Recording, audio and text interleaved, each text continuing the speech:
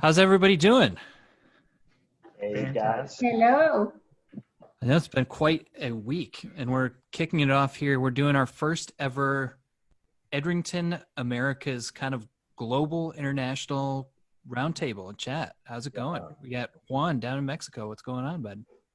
Hey, how are you, Tojo? Here in Mexico, along with Fer Galvez, our dear brand manager for our super premium brands, and we're gonna go like the NFL International Series right now with the roundtable. Very excited though. Here we go. Fernanda, how Yeah. are you? Good. Very happy to be here and to start this new model of chats. Very happy to talk about our super premium brands, malts, frugal. Very excited. All the good stuff. And Kim, up north. I'm actually north of you, but you're north of the border up in Canada. How are you, brother? That's it, north of the border, but I like to think I'm in southern Ontario, so it's nice and warm for us here. I'm doing very well. I'm thrilled to see all of your beautiful faces and feel connected, even though we are quite the distance apart right now. This is amazing. Yeah, and my name is Tom. I'm out in Seattle. Usually I just chat about Noble Oak, great American whiskey from the folks who make tremendous single malt scotch. But now we got a couple of the other faces from across the business. We're going to talk about all sorts of stuff. But I'm going to kick it off with a cocktail. So I've got an empty glass here that I pulled out of the freezer. Got some nice ice. And I was chatting with my brother who just had a baby. And he asked me to find some bottles of where he could find some bottles of Noble Oak. He's out in Connecticut. And then he was asking me today, he's like, all right, I planted a few trees. I got a couple bottles because he was getting some for his buddies, folks who helped him out when they were going through the pregnancy. And he's like, I need to share I want some rye cocktails. Give me the goods. So I'm going to do something that I actually haven't done yet, even though Noble Oak Rye has been here in Seattle for over a year. We got this fresh mint Ooh. in the garden. Nice. Oh, you grew it yourself. In the garden, in the backyard. It's actually a weed. Can I see the thumbs? Are they green? They got the green Oh, thumbs? it's not me. It's not me. But Yeah. I'm gonna make a julep. I'm not gonna do the whole crushed ice and the tin cup and the straw and everything. I got my ice in there. Gonna pick off some of these mint leaves, throw them in there. But let's kick off the chat while I'm doing this. Well, start us off with the whole, like when you bang the mint leaves on your hand. I love when bartenders do that. That's Yeah. my favorite thing. Yeah. Just There we take go. mint The whole leaves. show. Yeah. The chat is in session when the mint's been hit on the hand. Totally. Yeah. Well, Yeah. I started already with a little cocktail myself. I couldn't wait for your delicious pseudo mint julep. I'm having a little Brugal mimosa, a little rum mimosa right now with pineapple. It's fantastic. Yeah. I'm gonna try your recipe on the weekend. I need to confess that that my cocktail in this situation, isolation or lockdown, it is the Martini 1888 with a coffee liquor, one espresso, and 2 drums of 1888, and a small amount of pink salt. So it's incredible. It's my favorite in this period. Sounds wild. How are you making the espresso? What's your coffee game like at home? I have Nespresso or a local coffee. Yeah, not non-brand. The good stuff. And I'm gonna be the boring one because I have been making some experiments with the kind of the single malt cup that I just received, and how does it evolve. Actually, I poured myself this cellar collection from the Glenrothes, so I am enjoying it very much. However, my go-to cocktail for this quarantine has been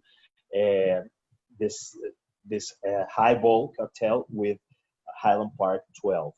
Very, very fresh with Yucatan lime and some rosemary through in there already. And yeah, it's very, very fresh. And yeah, you lose a count at some point how many cocktails you have. Yeah. That's brilliant. And you get a beautiful, beautiful bottle there. That one's out of stock. So if you could find one of those, grab it. If you get something good like that, you don't need to mess with it. Yeah, if I had to describe this bottle, actually, it would be mango. Mango. That's it. Mango. Very That's tropical. fantastic. Yeah. You don't typically get these wonderful tropical tasting notes when we talk about Scotch whiskey, but I love when you find them in these sort of more light-bodied, sort of brilliant, sort of citrusy notes to it. So that's a very exciting flavor. I love that. I love it, and I don't know if this happens to you, but you have this flavor profile seasons. Let me explain. A couple of months ago, I was into a very, very smoky profile whiskey. And right now I'm transitioning to a very tropical, like profile. It happens to me. I don't know if you guys are the same or you have your go-to forever.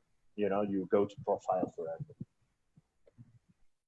Fernanda, do you have a taste? I know what I did with you. Fernanda, how do you approach your choice of seasonality and spirit drinking? How do you Yeah, I pick? think my taste is very related to the season. For example, now it's very hot, so I really like citrus or some fresh fruit or some, yeah, I think the citrus it's now my favorite fruit.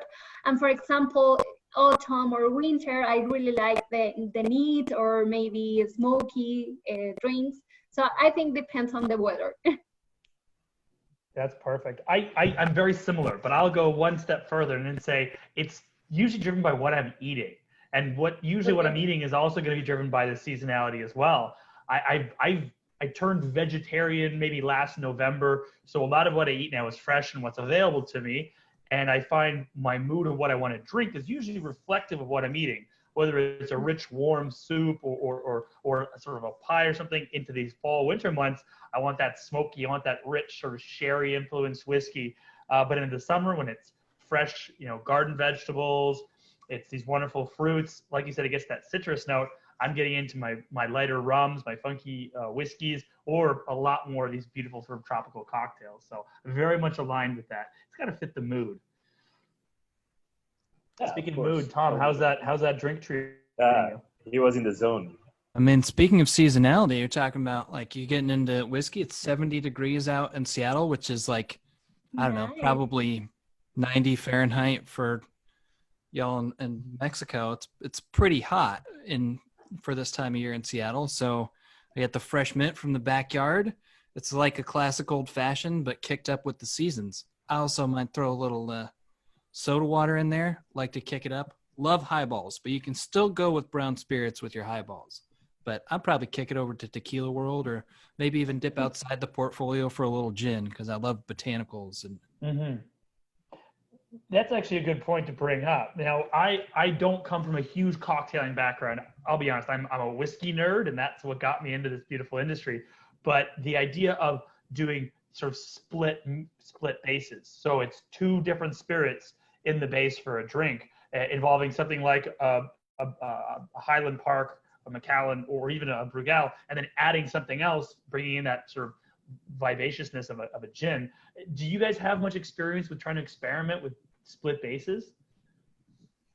Well, that's a good one because I think of myself as a whiskey nerd as well. However, we've been experimenting with Highland Park and of course Brugal with some very, very nice cocktails here in Mexico world. And Fer, tell them please about the Santo Libre, the success that it has been having here. Yeah, so we have a cocktail we call Santo Libre. It's a Dominican Republic very common cocktail. So they prepare with añejo and Sprite. And we tropicalize this cocktail and we say Santo Libre Mexicano, which is with 1888 Sprite zero because the calories, mineral water, lemon, and that's it. So we serve in a gin glass, so with a lot of ice and lemon. So it's super fresh, and all the people, because in Mexico the consumer really are very oriented on drink the rum mixed with Coke and water. We call campechano. It's more mineral water and just like a dram of Coke or Coca-Cola. So actually they are very used to mix. So that's the way we approach in a different way with 0 calories and very fresh and very colorful, because it paints the glass painting in a yellow tone. So actually it's people love it, and it's perfect for this summer. That sounds awesome. Yeah. Yeah, that low calorie thing is so popular now. Yeah. Yeah, there is a big trend in terms of no calorie or sugar free, and we're like approaching in this way. Mm-hmm. Yeah. Which makes me think. Sorry, Toyo. Go, please. Oh, that gets into one of my favorite conversations in the world of spirits. So I actually do have a bartending background.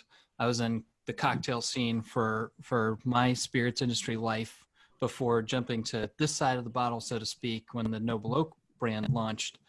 And what has been really hot in the States for the last year, 2 years now, has been these things, RTDs, ready to drink cocktails. So cocktails in a can, particularly things like sparkling carbonated long drinks in a can. So things like, what do we call that, Cam? What's the thing?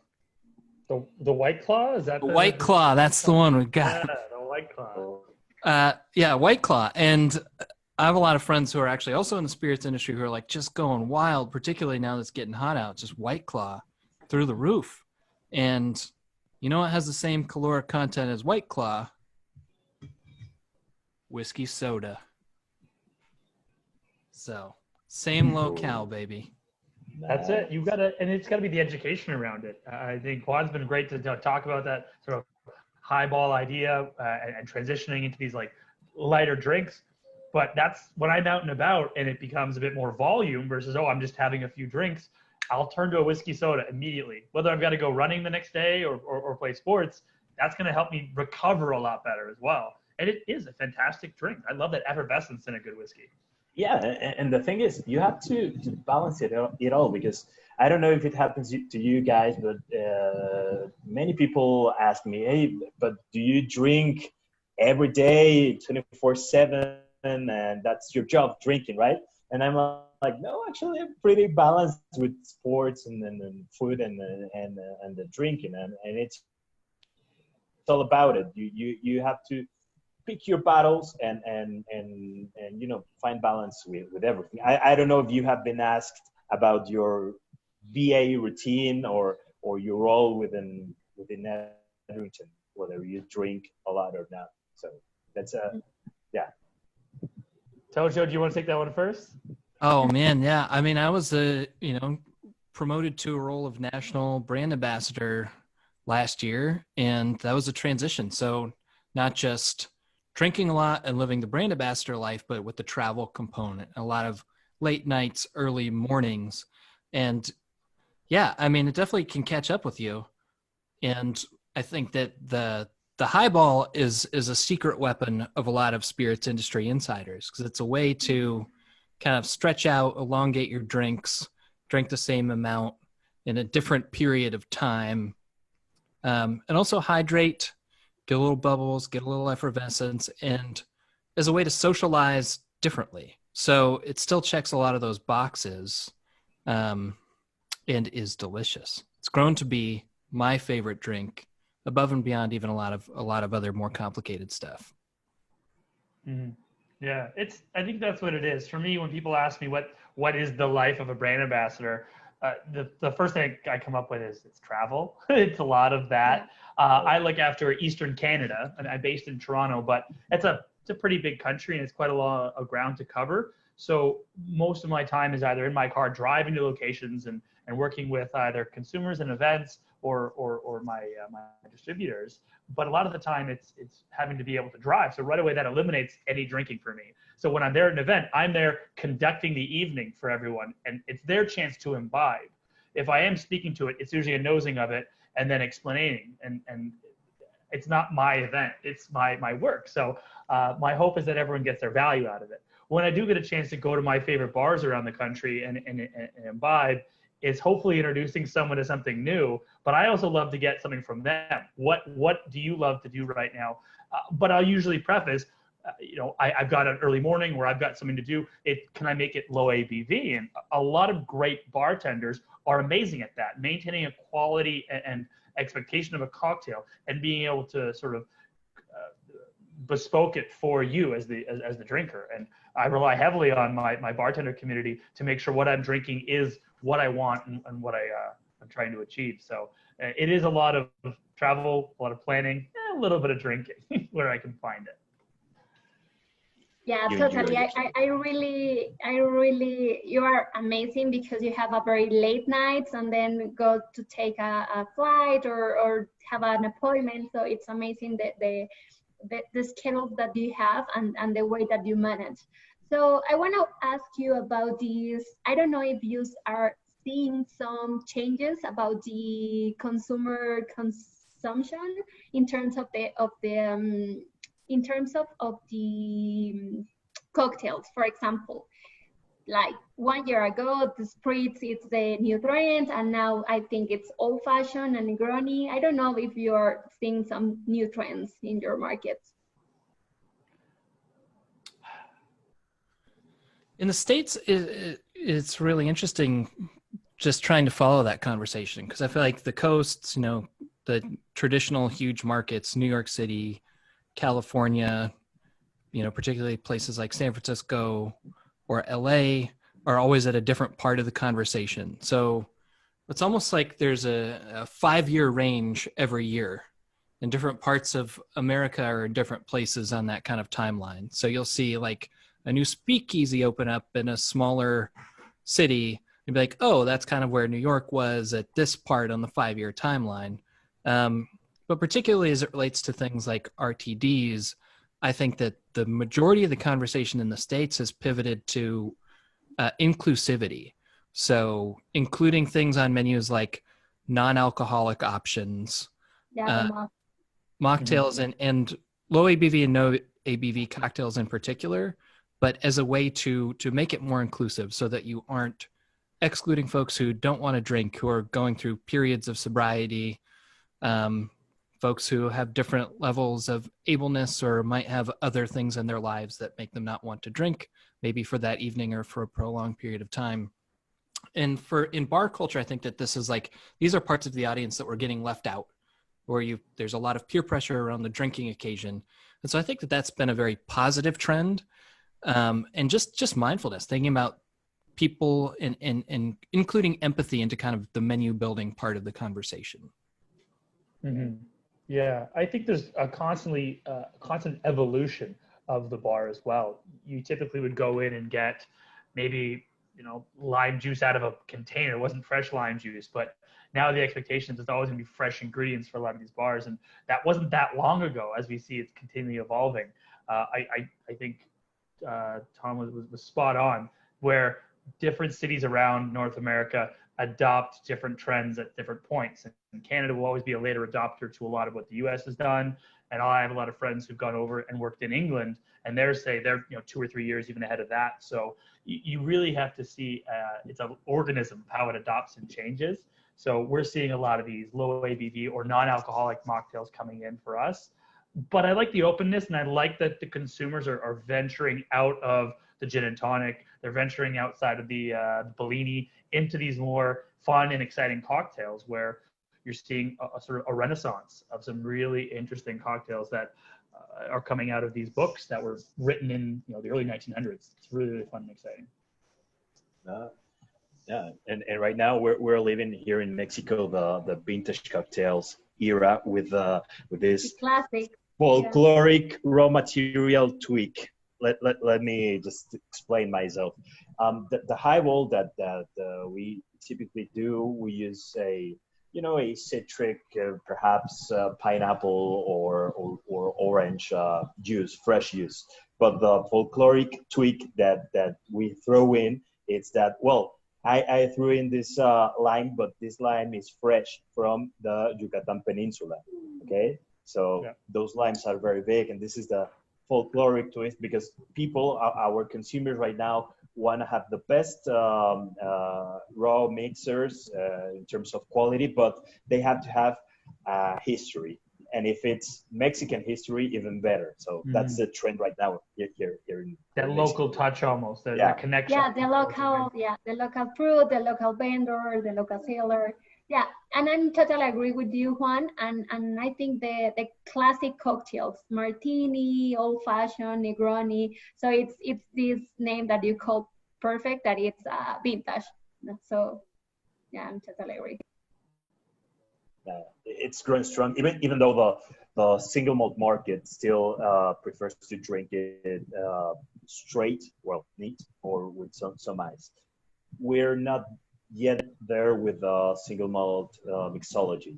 However, with Brugal, we've been pushing also Highland Park cocktails. It's been working amazing because we have this taboo here in Mexico that if you have a great spirit in your glass, you cannot mix it. Of course you can mix it. You can make a great cocktail with great mixers and a great spirit, of course. So it's just an experiment.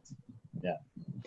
I guess I've got a question for the group, our round table, if you will. I always love that there is an evolution and change of a bar, but there's certain things that I always love about certain bars that bring me back there, and I always want to go there, despite whether maybe it's my friend behind the bar.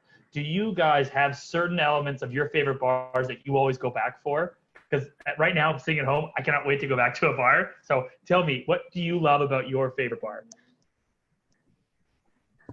Kim, this is the question. This is the one. This is the question. I've been dying.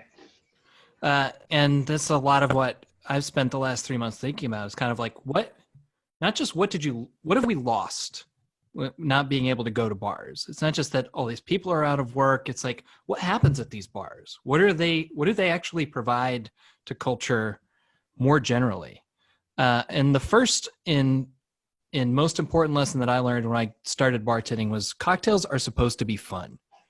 And so, like, I've been in the high-end cocktail world for a decade now. It's like, you can do all these crazy things. I know all the technical stuff. We could talk about liquid nitrogen muddling different herbs or how to do fat washes. But at the end of the day, like, a bar is a vibe, man. And that vibe it's all about how people interact. And so it's like a mood and noises and smells and all of the sensory things that add up to magic, that turn into a vibe. But at the end of the day, that's what hospitality, I think, is creating a sense, a feeling, a safe place where interesting humans can interact interestingly. Now, before I pass this up to anyone else, I want to dig deeper on your answer. Kind of like a first date. If you walk into a new bar and you're getting that first little sense of the place, is it like the lemon law where you go, nah, not for me right away? Or do you know, like, this, you've got a sense for it? Oh, that's probably going to out me a little bit. Because I tend to be pretty opinionated about this.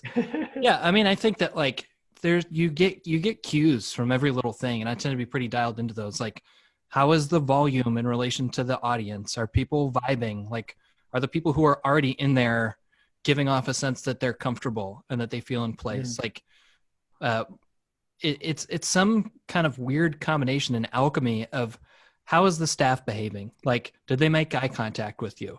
Are they busy? Are they genuinely busy, or are they ignoring you? And then it's like, that's the kind of sense of like what you're going to get from the place. But that combines with how loud is the music? What's the song that's playing? How is the lighting in relationship to that? Is there some particular event that's happening? Is there like a bachelor or bachelorette party or some particular large group that's dominating the room right now? So it's like so many different social elements that combine together to feel like magic. That's what I love about bars. Yeah, it's almost a living organism. It's very much a community you kind of walk into right away. You start seeing the cues. It's an organism. Very cool. Fernanda, what about yourself? When you go out to a bar, what's the favorite thing about it that really resonates with you? Yeah, I don't have any specific favorite bar, so I always want to explore a new one. So, and maybe I have a specific drink that I ask in each bar. For example, mojito or some old fashioned that are my favorites. So I try to look the best. So I always exploring. So, and I'm totally agree with that. the bar, it's all the elements. It's not just the drink, it's not just the bartender. So it's all the people, the environment, the mood, the company. So I think it's a combination of a lot of things. I love that there's a litmus test. You go in there, you order the drink, you'd be like, I'll be the judge of this place. Let's see how good this drink is for me. I love that. That's interesting. So is it always the same drink or does it change? Yeah, I change, but almost all the time I try the old fashioned or maybe mojito to be the judge. Yeah. Okay. And to discover the best cocktail. Yeah. Awesome. Well, I'll have to find out exactly how you like it, because if we ever make cocktails together, I want to make sure I pass your litmus test. Right. Yeah. I'm gonna go all poetic here because I have my go-to bar actually, and what I love most about it, it's the people regarding the staff. I love it, and that's the 50 meals, because it's not usual for us Mexicans to go into a bar alone and have a drink or two, and I do it quite often because I get along with all the staff, so I get to chat with the bartender or with the floor manager or whatever, having my drinks, and everyone's so great. You get to learn how the bartending community is behaving. You get to know more friends, and even once the bar was closing up and everybody told me, hey, just stay for another drink with us closed, and everybody was very happy chatting about it. And of course it's important to have amazing drinks over there and judge like Fernanda does, but ultimately the staff makes the difference and the relationship that you get with them. I love that's so important. The people there, yeah. That's awesome. That was very poetic. I think I went over the line. I like it. Brought a tear to my eye. No, it's special there. For me, it's always interesting because I can look at it two different worlds. My world maybe before the industry or even during my work in the industry, but with friends, and when I'm sort of out and about working and trying to meet people and expand my network. For me on a personal level, is there anywhere to dance? And what's the music like? I think that's a big part of me because I love being out and dancing. I don't think it's a big enough part of Canadian culture to go out and dance somewhere, and when they do, it's not good dancing. When I remember when we were in Scotland together, the Mexico team took over one of the rooms and started playing music, and it became a dance party. And I was like, well, this is where I want to hang out. Everyone else can watch sports in the other bar. This is where I want to be. And that's where I was like, I found my friends. But that's one part of it. Well, when I go into a bar to meet people and kind of do that one-on-one kind of thing, it really comes down to the bartender. I love to belly up. I love a little one-on-one and have that conversation when it's not too busy. The music is still a part of it. I love when it sets the mood, because I think bartending is a bit like theater. They're performing, they're servicing, and they're a psychiatrist at most points as well. So that discussion and conversation is usually so enriching and enlightening, and I actually love the interactions I have there. So the more engaging that person is, the more heartfelt I feel like their connection with me is, the more likely I am to come back to that spot and hear from them again, because that's what it's all about. It's connections. Yeah. I fully co-sign on the bars are like have an element of theater about them. But someone who bartended for a long time in New York, I always felt like you can't just be the actor. You can't just be the performer. The places that are really transcend that are people who realize that they're the actor, director, and producer all at the same time. Yeah. So you want to, coordinate between different groups. Sometimes you're entertaining them. Sometimes you're getting them to talk to each other. And you're paying attention to the mood, the vibe, and tying all the things together. And that's where it becomes this kind of alchemy. But I think that this kind of cocktails are supposed to be fun mantra. This might be a bit of a Jedi stuff. But if you look through that, and I think that's something that we're all getting at here, is that do you feel welcome in this place? And it's like that's what cocktails are supposed to be fun ultimately means, that. Because when we were saying it a lot a decade ago when I started working in New York was is a way to signal unpretentiousness. Like if somebody wants to order a Cosmo, even though you have 20 different bespoke cocktails that you worked really hard on, you're still going to make them a Cosmo, because cocktails are supposed to be fun, because you want that person to feel welcome. And I brought a visual aid for this next part because this is a thing. So a nice frosty cold beer, it's got a directionality to it. So one way to signal this is if you just go in and you order a beer. This is what I always do it.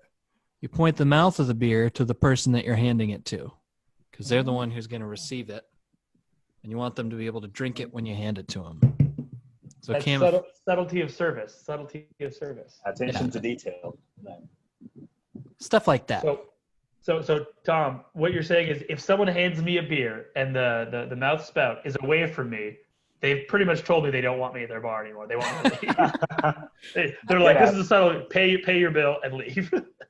I guess I'm going on the record saying this. I just wish that there was that attention to detail, because that's, you're signaling that you want people in your bar with every different interaction, how you greet them, how you hand them a menu if you pour them water, and how you hand them a beer. So that's something I think about. I think that's a really important point to make. Whether we're thinking about offering a cold, crispy, frothy beer to offering this bespoke cocktail to a very, very expensive of whiskey we like to call unicorn whiskey. It's not made anymore. It comes down to the ability to offer it in a genuine way that there's a connection between the person serving it and the person consuming it. And that's the bar level. And I think it spans generations, it spans all cultures, provided there's that genuine connection. I think we all agree why we like going to a bar. Yeah. And what about whenever you're traveling? You don't necessarily always know the bars for the quality. Would you happen to have any go-to bottle in your suitcase that you know what you're going to get and you have to pick just one? Imagine you can just pick one bottle on your suitcase for 1 year. What bottle would that be? Question.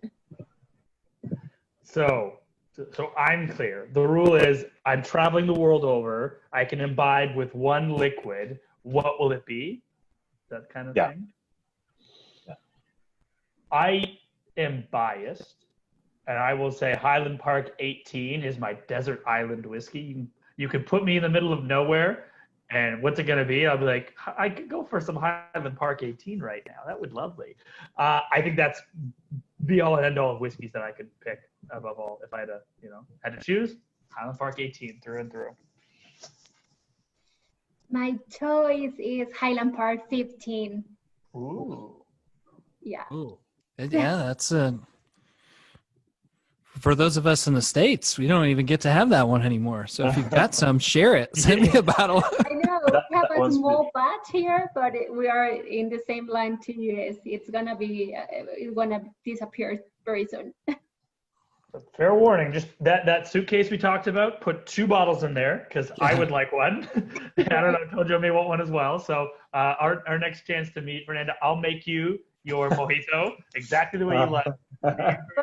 And I'm going to bring you the Highland Park 15. Yeah. Perfect. Mine would actually be, my first choice would have been the Highland Park 18. However, thinking about, I don't know if I'm going to go to the beach. I don't know if I'm going to go to a hike in the mountains. I don't know if I'm going to be in a big city. So the one whiskey that I think of which can adapt to every single situation that I just mentioned would be Highland Park 17 years old, the light, because that's an all-day drinking whiskey.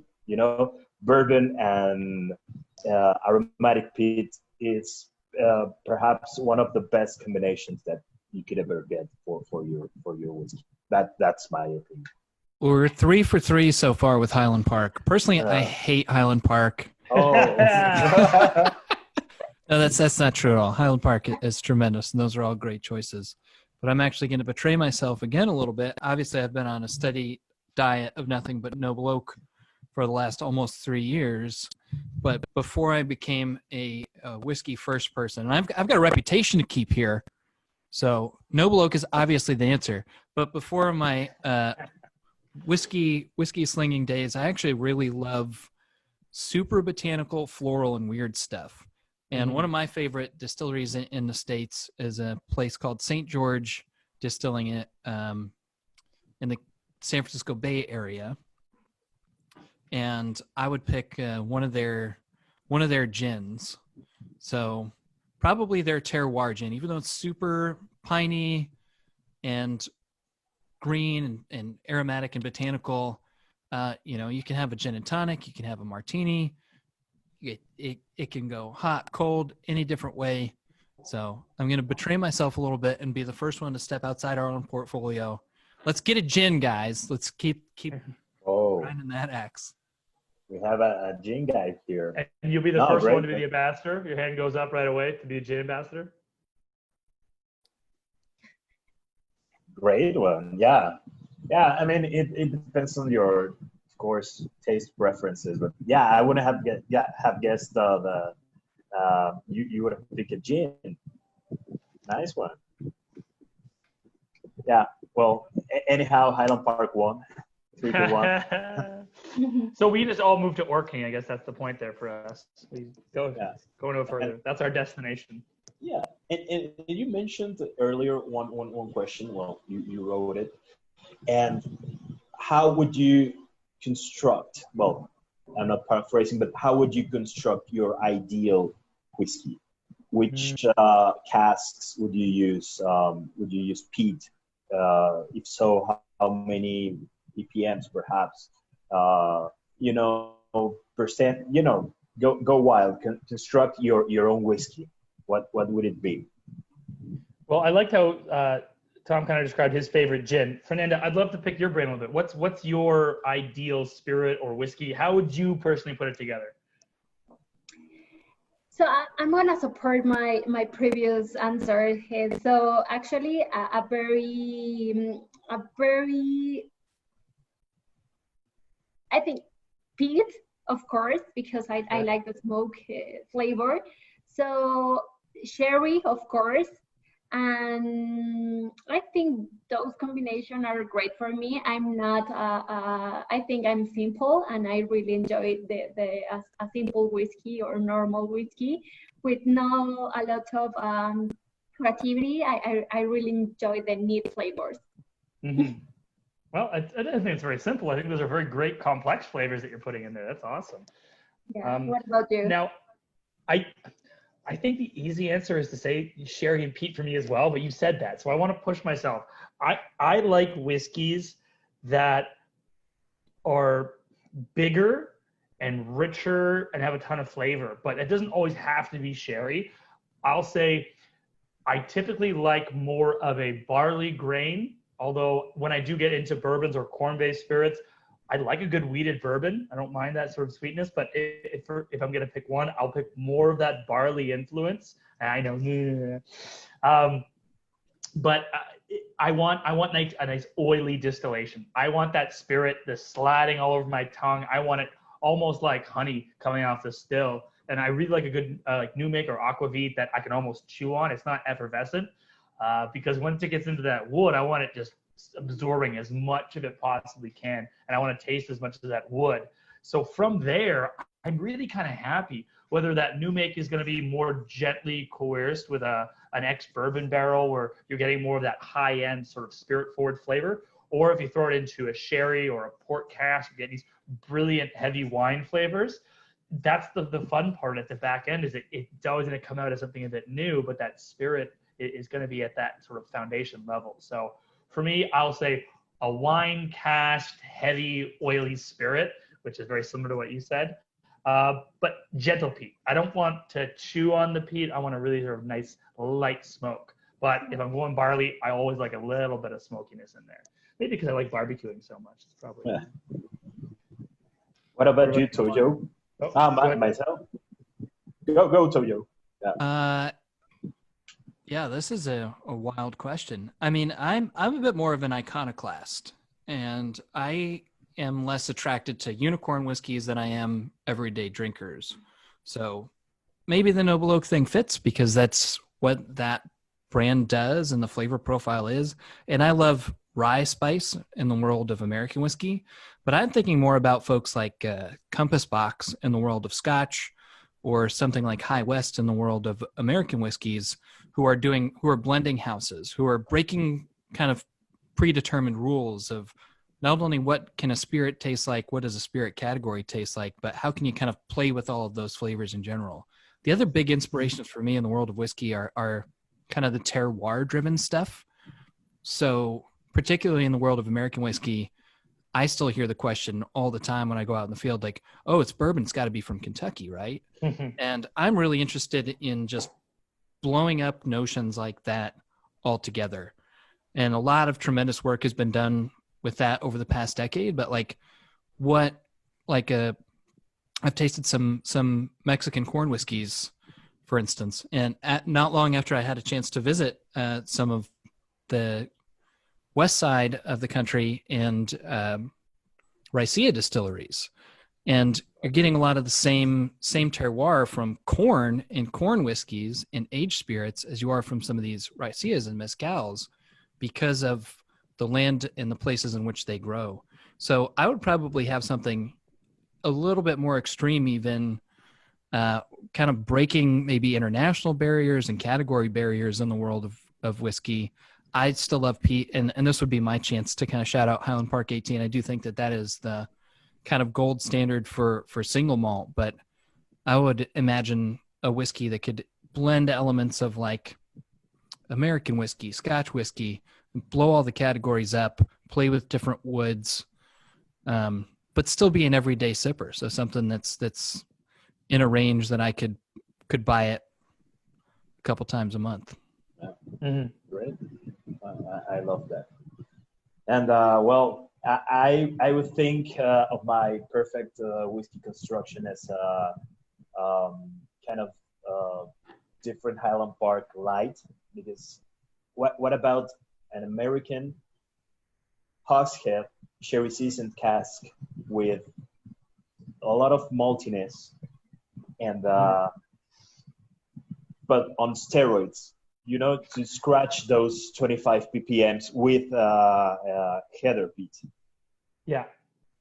Not the medicinal one, not the Isla one, let's say, but yeah, this Highland Park 17 on steroids on the more malty and tropical side, because of the transition that I'm living right now. So that I would fancy that right now. I would drink that. I'll be honest. I would have that.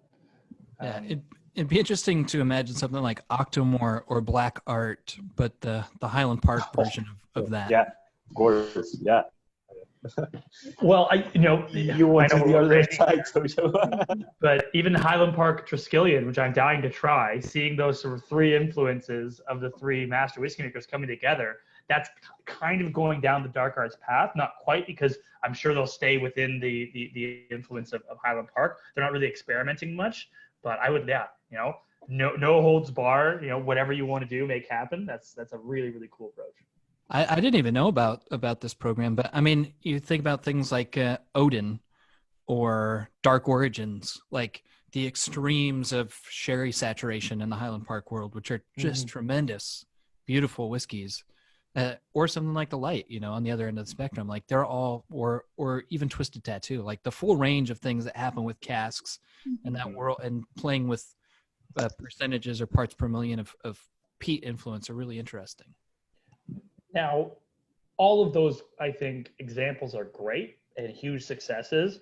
We never really get to see the failures as much. And I'll give you a story about what I think was a failure. I was in Pittsburgh, Pennsylvania. I was going to a Pittsburgh Steelers game, and I'm in the sort of the main strip area. And there's a liquor store there, and they do all these tastings. And I'm like, give me something weird, give me something different. And they give me a sort of a flight, and one of them was a peated bourbon. And I was like, oh, I cannot wait to try this. This is so exciting. It tasted like someone had taken bourbon and just put mud inside of it. And that is as far as that got in the flavor profile. So the idea didn't connect in the execution, unfortunately.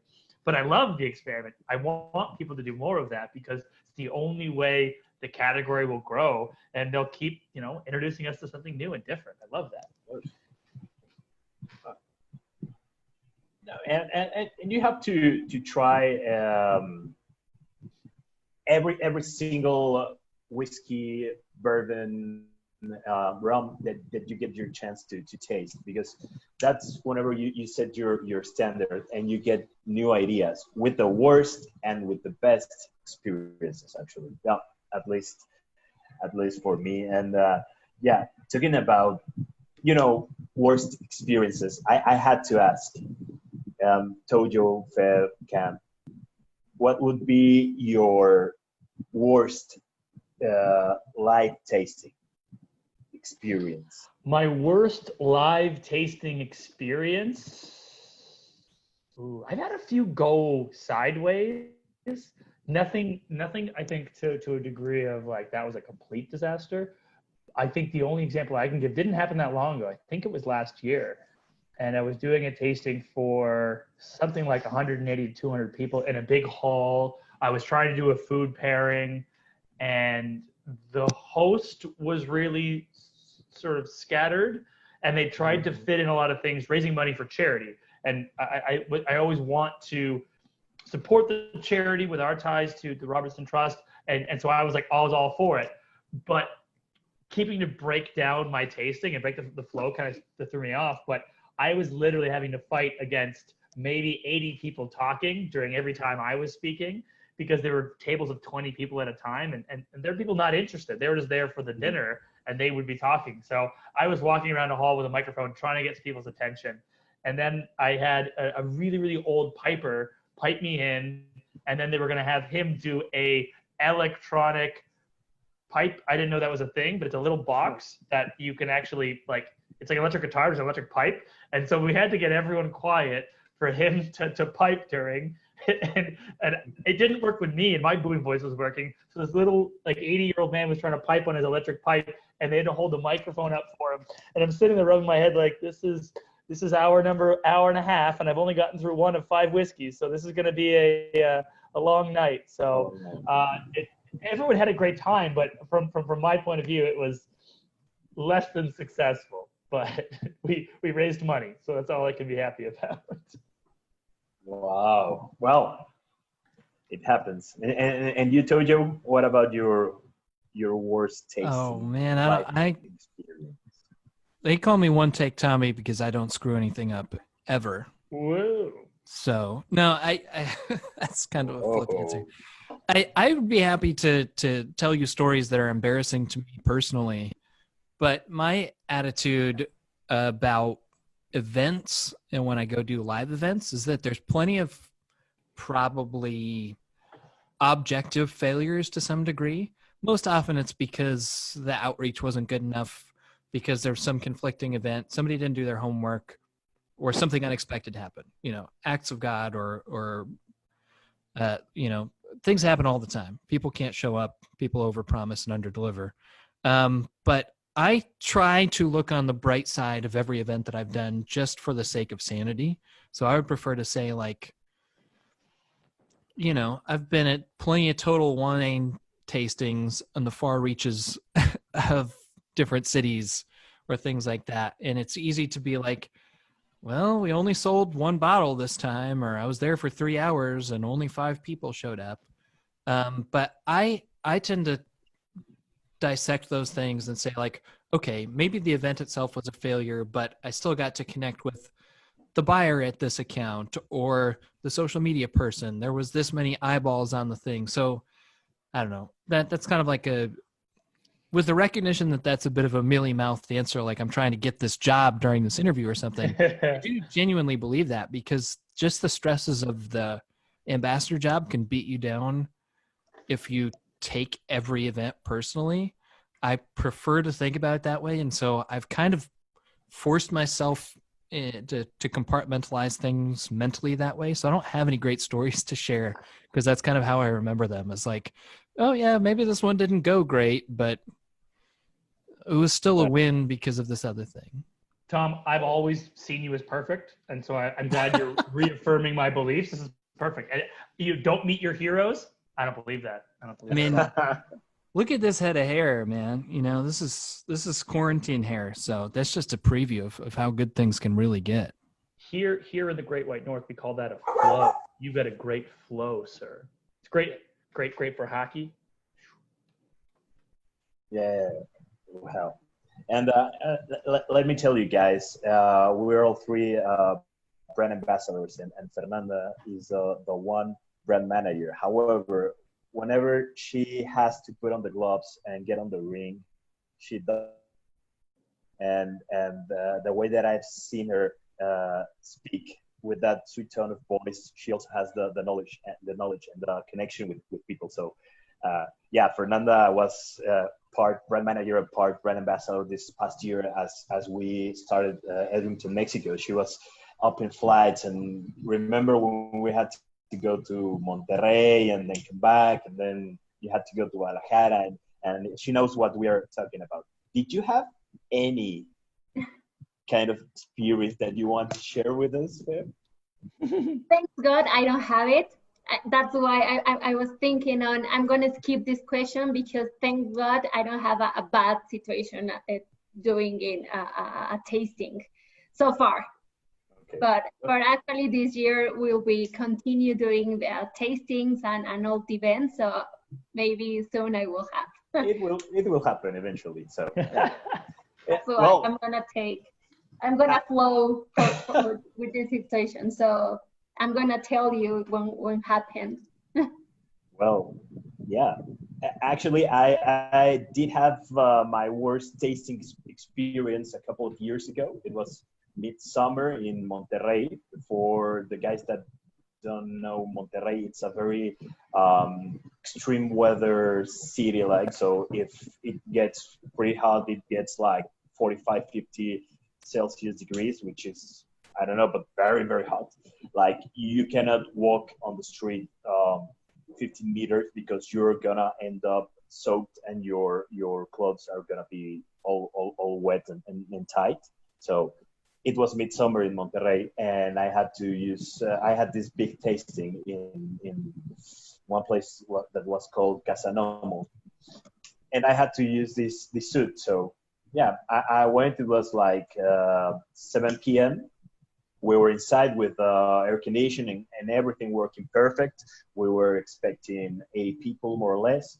I get the mic tests already. It was the whiskey was poured already, and everyone was seated. And whenever we were gonna start, the light goes out.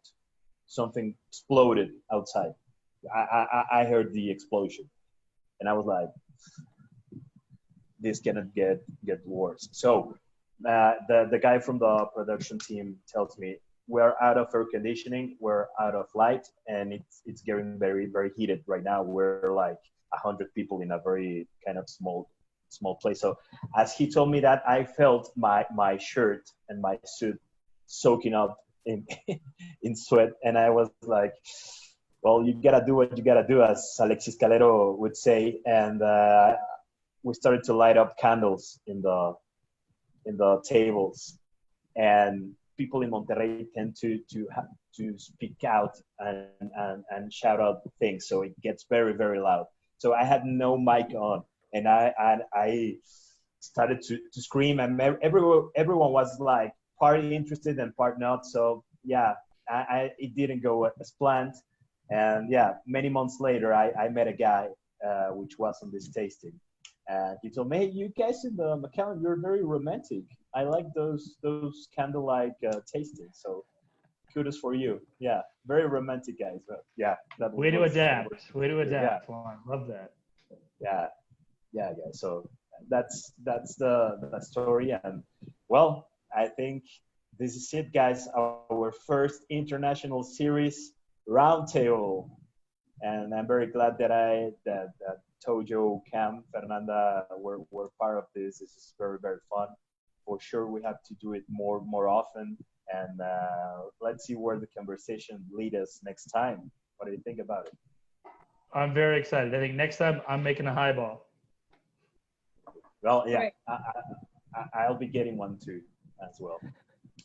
Romantic Juan, pick me up at 8. Yeah.